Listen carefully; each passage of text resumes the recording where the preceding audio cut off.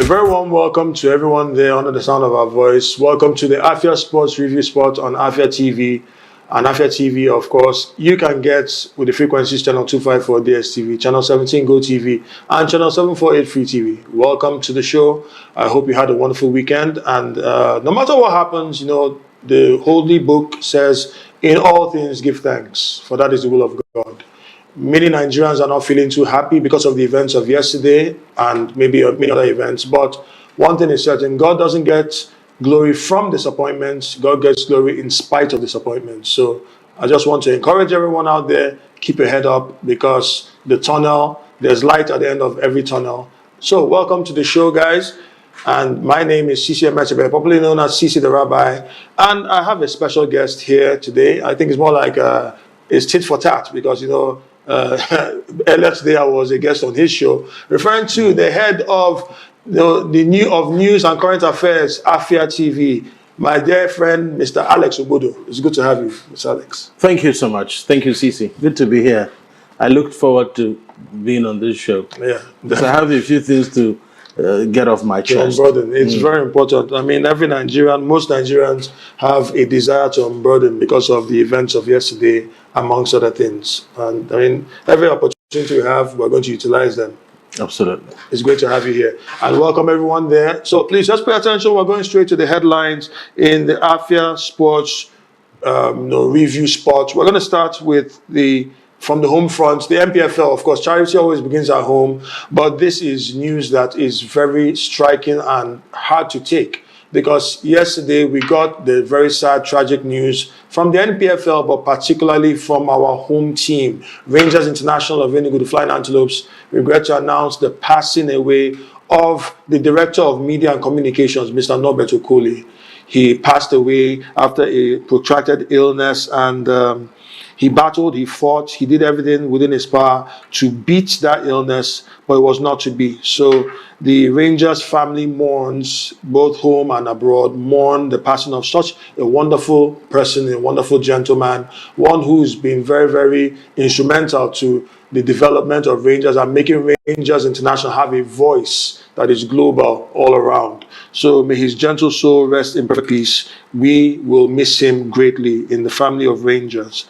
And then talking about missing, we also have another piece of news regarding another departed legend. This time, this is somebody who was a legend of the game in his own right, referring to the former striker of the Green Eagles. Yes, you heard me say Green Eagles, because that's what they were known as then in the day, referring to that eventually became the Super Eagles, but first the Green Eagles.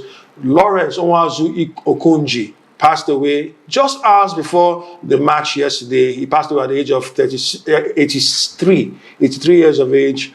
He featured for the Green Eagles for a decade, from 1963 to 1973, and he had many feats and features there. He had a distinguished career with the Green Eagles then, and he played alongside many of the celebrated talents of the day like Joe Errico, Peter Anyeke, Paul Hamilton, and Sebastian Broderick. Now, for the younger generation, you don't know about these names, but these are legends that we looked up to and we try to follow when we were developing in sports. So we say, may his gentle soul rest in perfect peace. Thank you for being there with us and for also contributing your own quota. Now, to a little bit of good news on the home front, as far as Africa is concerned. The CAF Awards are out. The CAF Awards, the final nominees for the grand prize, the biggest prize in the CAF Awards, and that's for the African Player of the Year, the best player of the year in the male category. The final shortlist has been made. 3 men have made that final shortlist, and we have, in no particular order, Victor Osimhen, our very own Nigerian striker, the diehard, who is also suffering from that disappointment of yesterday, which we'll get to in a bit, alongside Mohamed Salah of the Pharaohs of Egypt, and then, of course, Achraf Hakimi of the Atlas Lions of Morocco. These are the 3 men that have remained standing, and one thing is certain: come this December, when the CAF Awards run out, we are going to know that one of them will be the champion of Africa. So that's the news that we have so far. Now we go straight to the Npfl. The Npfl, match week 13 of the Npfl. We have games that are ongoing. Actually, one game is ongoing, but we had some games for yesterday. At the moment, the game that's ongoing is the game between Rangers International and Barao FC. Rangers travel to Kano to face Barao FC, and as we speak, it's already second half has started, but by halftime it was 1-0, and that's how the score remains. It's still 1-0 in the 51st minute. But we have, and that result as it stands puts Rangers in 6th position, but it's still not, there's still a lot of time to be played, about 40 minutes or so to be played. But let's just give a rundown of the results for this past weekend. We had Bendel Insurance beating Kano Pillars 3-2. That was the only game on Saturday. Then yesterday, all the other games were played. El Kanemi Warriors defeated Kwara United 2-0. Kun Khalifat had a 1-1 draw with Nasser United, and that, of course, has prompted the dissolution of the entire board, staff and board of Kun Khalifat, to see if they can restore their fortunes after such a poor start in their maiden season in the Npfl. Then Bayelsa United defeated Abia Warriors by 2-1. Niger Tornadoes beat Katsina United in a Northern Derby by 2-0. Oga Boys are flying high. Igorodu City beat Plateau United by 2-1. And then we had Eimba, a shocking result. Eimba losing at home to Wiki Tourist, the 9-time champions of the Npfl, losing at home to Wiki Tourist of Bauchi. And then we also had Rivers United, who are the only representatives of Nigeria in the continent in the CAF Champions League, drawn alongside Pyramids of Egypt, and then RS Berkane of Morocco, and then Young Leopard, the Zambian club. When it gets to my mind, I'll let you know. But the Zambian team is part of that group. So they're the only ones, and they are continuing with their form by beating Warri Wolves 2-1. So those are the results we have. The standings at this moment right now have Oga Boys. That's boys to men. Oga Boys are top of the log. They are on top with 24 points, tied with Nassau United, who have 24 points, but with an inferior goal difference. Rivers United are doing quite well, third on the log, but with a game in hand with 23 points, which means if they win their game in hand, they will go to the summit of the Npfl. Abia Warriors are the highest placed southeastern side, once again, fourth on the log. Then Niger Tornadoes are fifth on the log. Enugu Rangers currently with this score are sixth, but it could change if Rangers get a better result, a more positive result. And then we have Wiki Tourist seventh on the log. Warri Wolves are eighth. Bayelsa United ninth. El Kanemi Warriors are 10th. Then Eimba begin the second half of the table, 11th on the log. Kwara United are 12th. Katsina United 13th. Shooting Stars of Ibadan are 14th. Plateau United are 15th. Kun Khalifat are 16th, just hovering above the relegation zone. And speaking of the relegation zone, shockingly, Remo Stars, the defending champions, are 17th on the log, even though they have 2 games in hand, because the game between Remo Stars and Shooting Stars of Ibadan was postponed. Then we have Barao FC, who are currently leading Rangers, but they are 18th on the log. It could get worse for them if Rangers have a way to get back into the game. Then Bendel Insurance do not have much insurance because they are second from bottom right now with 12 points. And the basement boys of the table of the Npfl are Kano Pillars. Same Isugida are really struggling. They are anything but pillars. They look more like scaffolds right now where they are, and that's the situation on ground. Well, Alex, going to the issue of Barao FC and Rangers International playing right now, it's 1-0. Rangers, that goal was scored by Mohamed in the second minute of stoppage time in the first half, and they went into the halftime with that lead, very, very important lead. Rangers have some players that could do the goods, like we have Gordon Obaje, who has been Rangers' most brilliant player. This is his second spell with Rangers, with the Flying Antelopes. He's back there. He's the highest goal scorer this season for the Flying Antelopes. Chidebere Nwubodo coming back also, having the former veterans returning to contribute their own quota to this team. And then you have other people, even those who are not known for their goal scoring abilities, but they chip in the odd goal, like Uwundu, for instance, who's a centre-back. He scored some very, very vital goals. So do you really see Fidelis Ilechukwu's boys bouncing back, especially considering the emotions that are very, very high in the camp because of the recent passing of our dear Norbert Okolie? Well, I think that Rangers have a challenge, and that challenge is that the coach, as you have referenced, the coach is always away on national duty. It affects the rhythm. It's affected the rhythm of Rangers since the qualifier started. I'm not sure Ilechukwu has had time to stay with the team for 3 straight months, because as soon as the qualifier starts, he just out to join the Eagles. And throughout this year, that's what's going to happen because soon the AFCON will start. Eric Chell still has his job. So from December, he will go back to camp again. And then the second string coaches will now continue to handle the team. So this hasn't really, allowed the players to have that proper tutelage from the coach.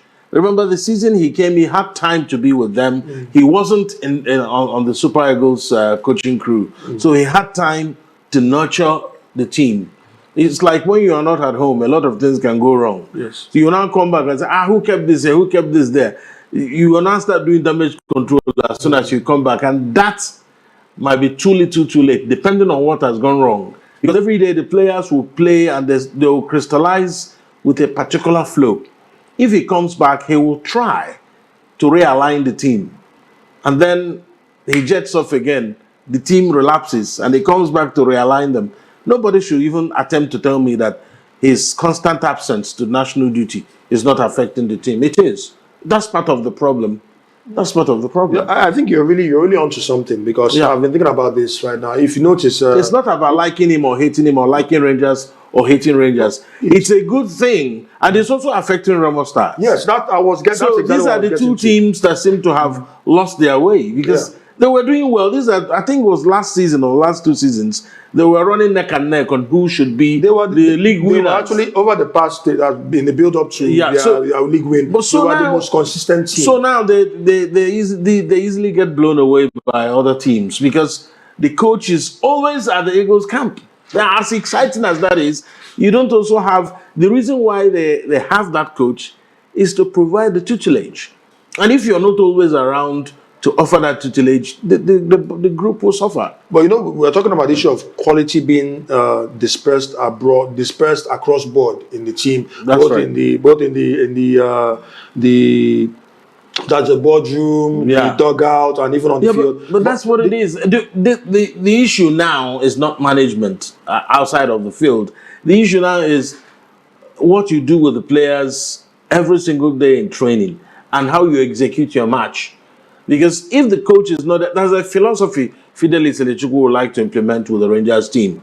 If he's not there, that philosophy can easily be altered. And that's actually what I'm getting to. For instance, if you check. But I can understand. I can understand when you go on an away game in Nigeria. Yes. A lot of things can go wrong. You can see things from the crowd that can even scare you. There was a picture that was that went viral, I think it was 2 weeks ago, where somebody was injured in the neck. Yes, that was actually the young man did not die, but the news that was flying around that his throat was slit. The whole picture was so scary. The young man just lay down there, and they said the fan slit his throat for equalizing. So, but going on a away game in Nigeria comes with a mix of vibes. And a lot of times it comes with a lot of negative vibes. And that's the thing, again, that we need to look at. Because we don't have rail transport.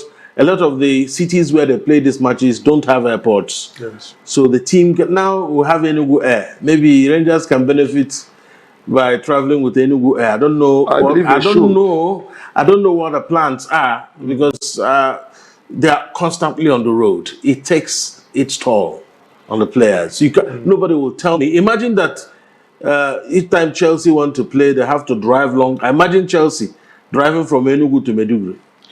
Well, I don't even want to think about that for a club of that. No, because we're talking about football. Because when you watch the Chelsea team, you think if Esteval stays on a bus from Enugu to Maiduguri, that he will give you that kind of performance.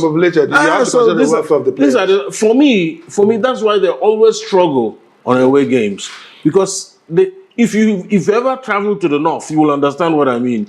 You will just lose your perineum on the road while traveling. It will disappear. You will feel nothing sitting down. It will be so numb.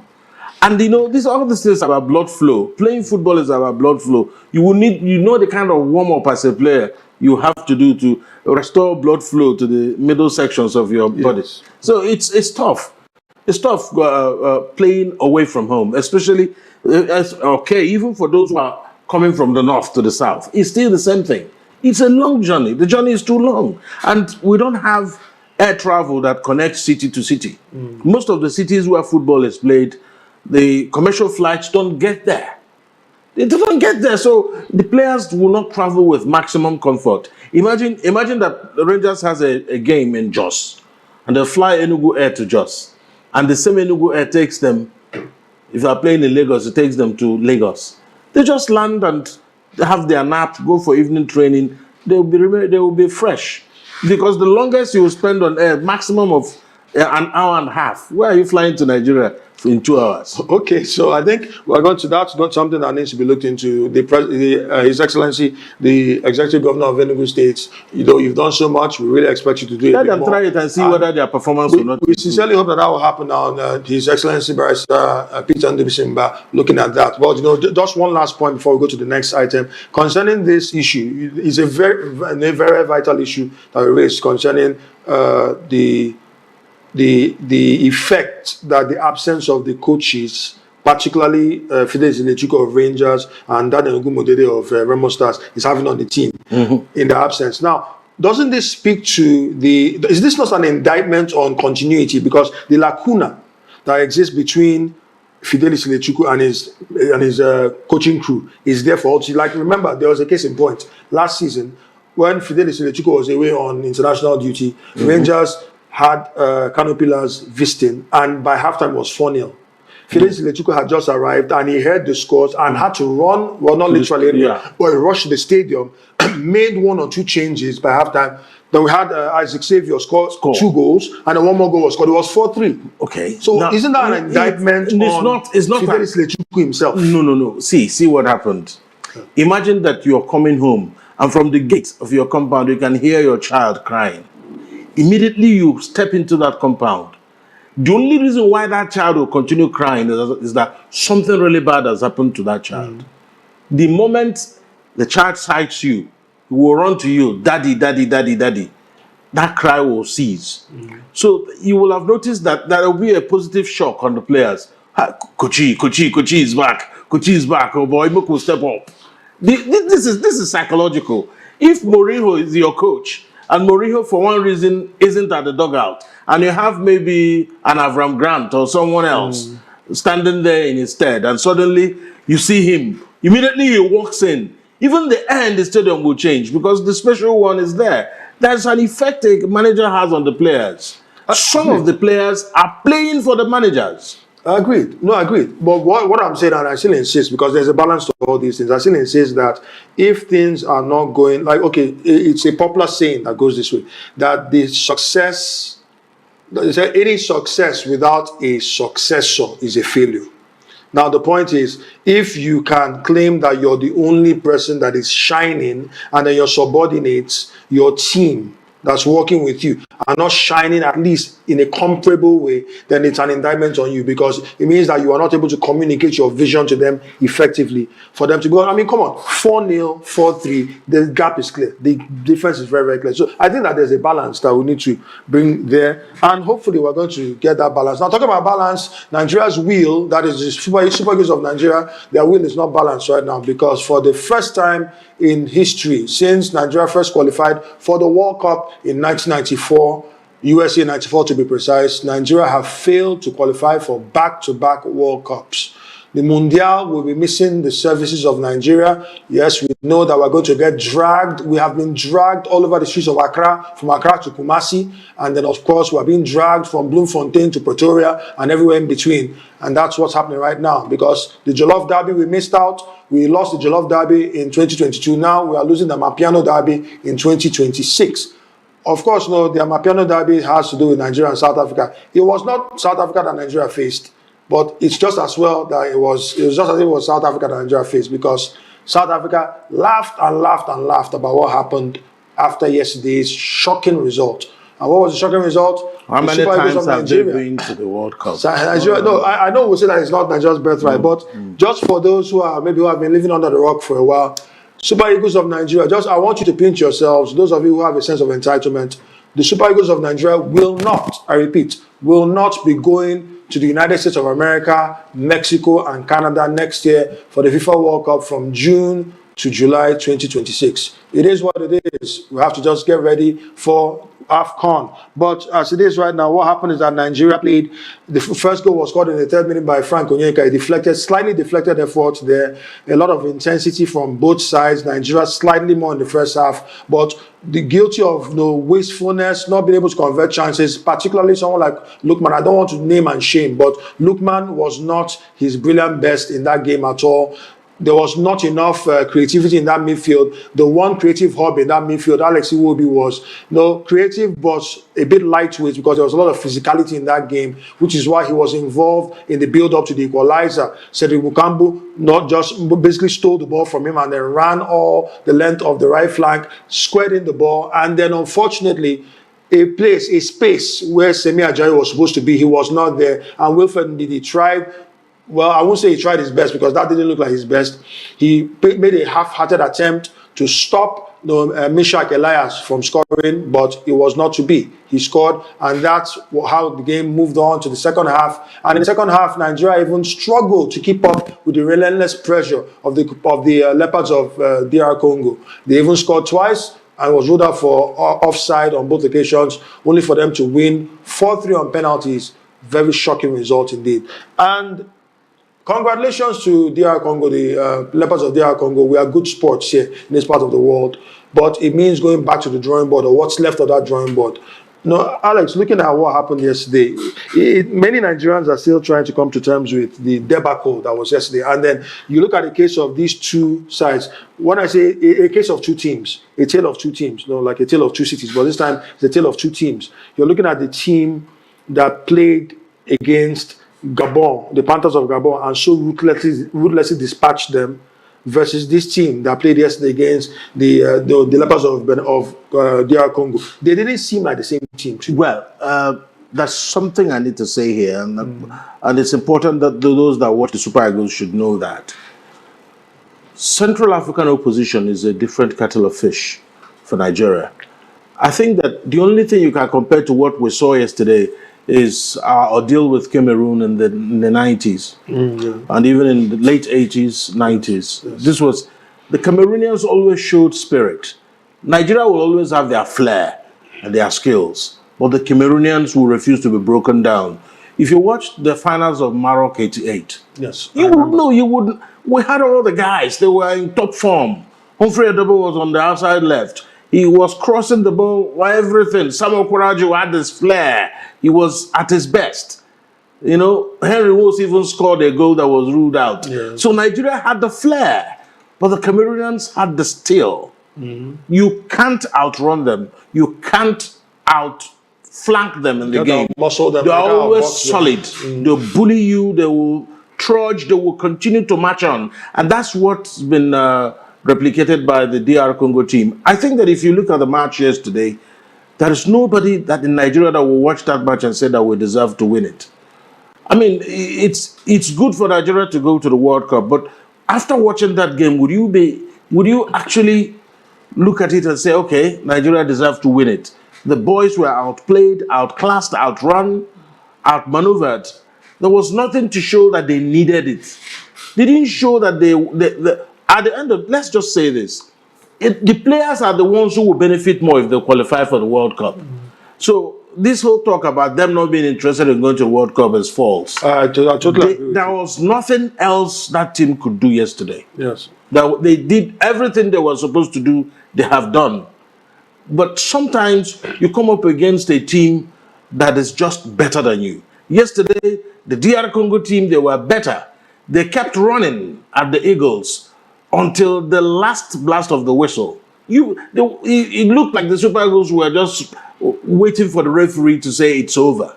They saved us from the stress because it was becoming difficult to watch. But I mean, as a Nigerian, you don't like it. But instead of going to the World Cup and be smothered, stay at home and watch. Because the truth is Africa will do well in this World Cup. Okay. So, I mean, if you're not going to do well, why go there? No, I think you already know that Morocco will post a good result. Yeah, just to build on what you said, because I was coming to that day. Africa, I'll have to be very honest. I think Africa's best performance in a FIFA Mundial, I mean, Africa across board, the best performance in a FIFA World Cup was last time around in Qatar. It was for the first time in the history of the World Cup, and Nigeria was missing from that World Cup. First time in the history of the World Cup, that every single African team that qualified for that World Cup got at least one win. And some of those wins were like serious wins, some very, very iconic wins. I remember Cameroon, 10-man Cameroon beating Brazil 1-0. I remember Ghana beating, I think that was South Korea. Was it? Yeah, South Korea. Beat South Korea. No. Then also I remember that Senegal beat Qatar. I mean, that's to be expected anyway. Because Qatar, the only trophy that they could win was Qatar's trophy. Then you look at no, just the African teams all won their games that were in the World Cup. Now, there is a shift, a power shift in a way, and Nigeria, the Super Eagles of Nigeria know that they have to be on their toes, that the weather has changed. This is not a time of dominance. You have to reclaim your space as a giant of Africa, and you have to prove it. So this calls for a reset. That's part of what I was thinking about, that this is a period for Nigeria to get back to the drawing board and say, let us rebuild this team. Now, that leads me to this point. I want to ask this question. Where do you think, these are maybe like 3 questions at once, so quick fire questions with quick fire answers because of time. Where did we get it wrong? When I say we, I'm talking about Nigeria. Where did we get it wrong? That's number 1. And you could say number 1B, who were the major players that got it wrong? I don't mean when I say players, I'm talking across board. I mean the players on the pitch, players in the dugout, players in the administrative setting, who got it wrong. That's the first question. Then the second question I'm asking right now is this. I feel sorry. I personally feel sorry for some of the players. Someone like Victor Osimhen does not deserve to miss out on the World Cup. That's one player. Benjamin Fredericks, for me, has been the best player for Nigeria in recent times across board. So I would say that an old generation is fading away, and there has to be a rebuild with some of these key players. Osimhen, for instance, in 2030 will be 31 going on 32. Because December 29th, he'll be 32. If wishes were horses, I would wish that Osimhen would still be around and probably be considered as one of the squad members, if not the leading striker for that World Cup, because of the sentiment I have towards him. But that's the second question, whether you share that sentiment or if there's any way we can just mix sentiment with the realities on ground. I think those are the 2 key questions. Then, do you feel that that Eric Sekuchel, the gaffer, who, of course, I believe strongly has no fault in this matter, do you feel that he should be given a full vote of confidence and then a target? The target is just next month, 21st of December to 18th of January, win the African Cup of Nations. What's your take on these 3 points I've raised? All right, so first of all, I think Osimhen is in the wrong era.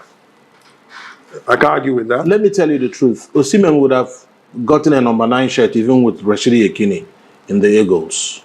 You will argue that their styles are similar, but Osimhen seemed to be more dogged. More agile. Yeah, and he has, I mean, with all due respect to Yekini, if an Osimhen was out there in the 90s, he would have been playing. But the only person who suffered much because of the presence of Yekini was Siasia. Because Siasia is not the fighting guy kind of guy, but he's a bundle of skills. And Amokachi he has the football. No, Amokachi is a playmaker. He was a supporting striker. So if you look at the goal Siasia scored, you know that Siasia is a gamer. Yeah. Look at this first goal against Argentina. Yes. This is incomparable. Just took on that guy and moved it to the other feet and lobed it in. I mean, Osimhen is just very unfortunate to be existing now. Osimhen maybe should have been old enough to be in the World Cup in 2018. I don't know, maybe he was too young at that time to be in the squad.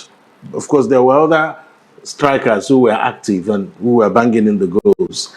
Now that he is the point man, he doesn't have the guys to play to really make it happen.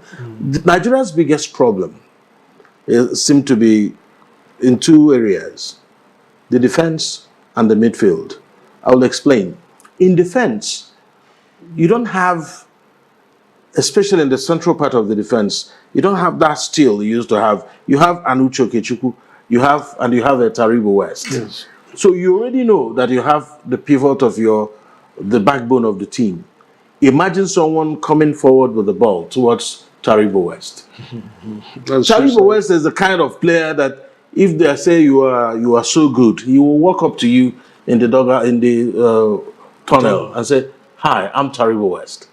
That's what he used to do. He would go and introduce himself and introduce it about 2 or 3 times. So you won't forget his name. You won't forget his name. He will run at you. He will run at you. He will bruise you. He will do all sorts of things. We don't have that anymore. It's actually nobody's fault, really. The physical attributes of the players we have now, you can't compare it to the physical attributes of the players we had before in the 90s and the 80s. You can see it. Even the way they are set, it's not you have more lightweight players now than before. You have a Chedewano, you have an Austin Eguavoin, you have Ben Iroha, you have Ucho Kafo. These are hard-boiled guys. You have a Bright Omokaro. These are hard-boiled. There's nobody in the Nigerian defense now you can put them on the same class. The only person that has a bit of steel there is what's his name?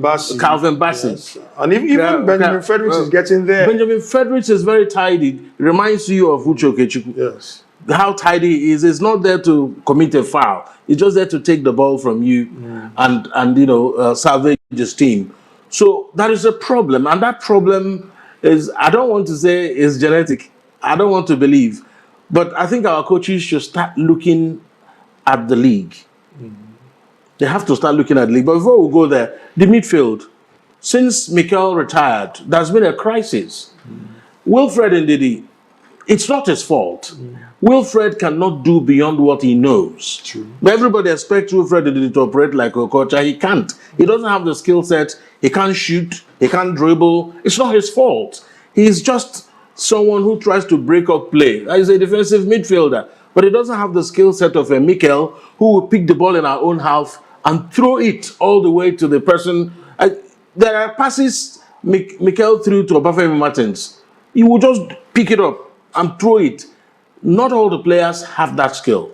And that's where the problem is. If you don't have midfielders who can take on 1 or 2 opponents and then pass the ball, then there is a problem. Because if you look at the current Eagles squad, there is no activity, creative activity in the midfield. That's why all the teams that we have struggled against tend to bust that midfield. Because remember, now in these days of video analysis, they will just go and video analyze our games. They notice that each time Ndidi traps the ball, he wants to take it away or he takes it back. So any team that is high pressing will get on Nigeria.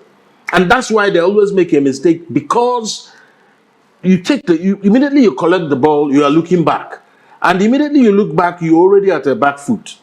But imagine that when we had someone like Amokachi, immediately he picks up, okay, when we had Okocha at the middle of the park, if Okocha collects the ball, he is moving forward. You will go and watch all the tapes of Super Eagles. You will rarely see Okocha making a back pass. He will pick it up. If you come at him with all your force, he will dribble the hell out of you and move that ball forward. And he's an accurate passer of the ball. So what's missing, and that's the job the coaches should do. I'm not a coach. Those that are coaches should do the job. It's a national disaster. The Nigerian coaches should start scouting for skillful midfielders and suggest same to Eric Sekochel. We have a disaster.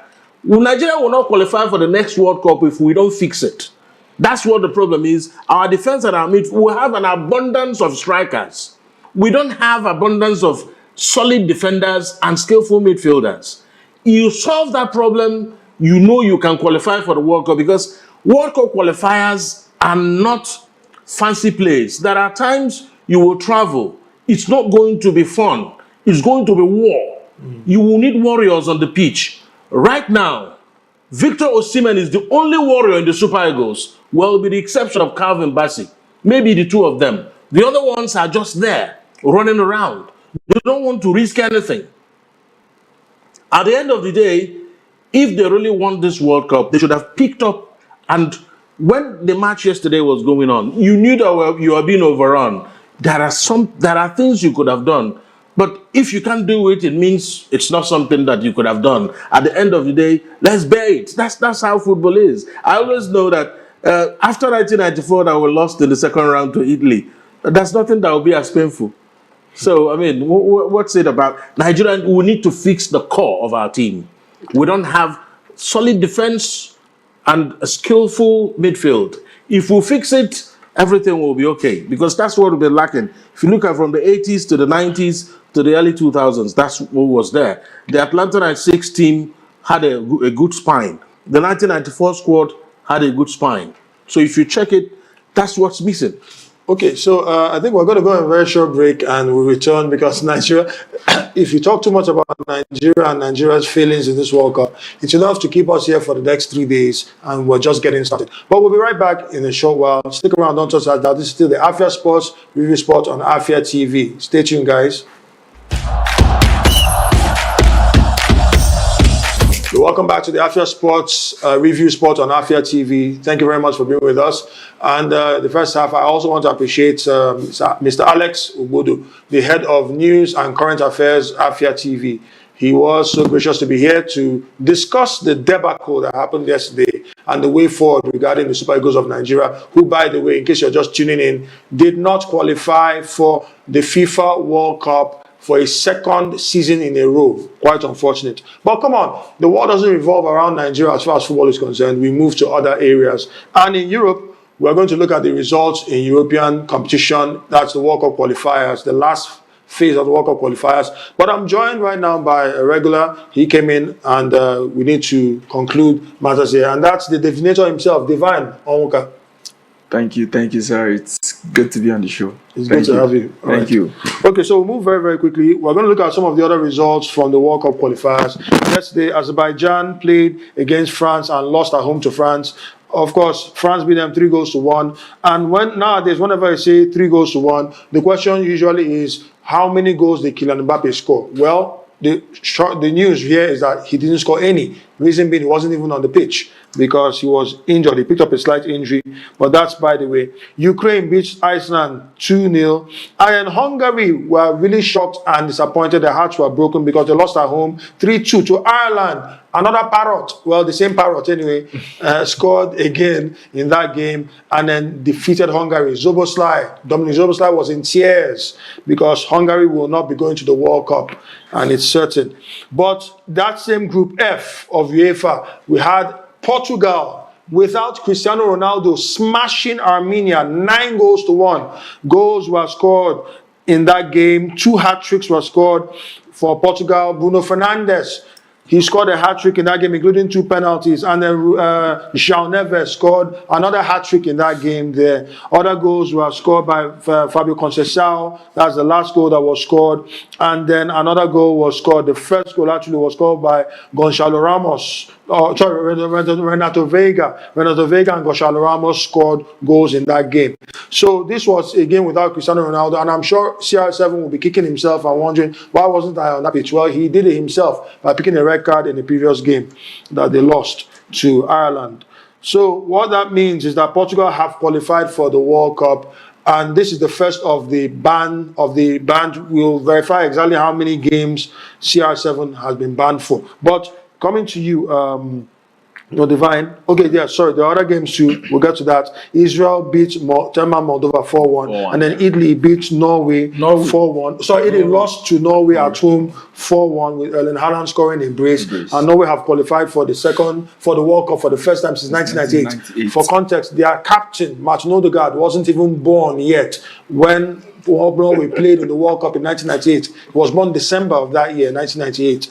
Then we also had Albania losing at home to England, a brace by Hurricane, and then Serbia beating Latvia 2-1. Those were the games that were there. But very quickly, we look at Portugal and Armenia. 9-1. Did you see that coming, or are you one of those that said, I never expected it?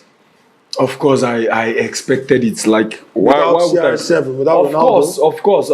See, the thing is, what many people might not know is that when Ronaldo is on the pitch, the opponents are like seeing this guy as the point man, the focal point of the good. So we need to close in on him, and they have that mentality that once we close in on Ronaldo, we've captured the attack, and that was what happened.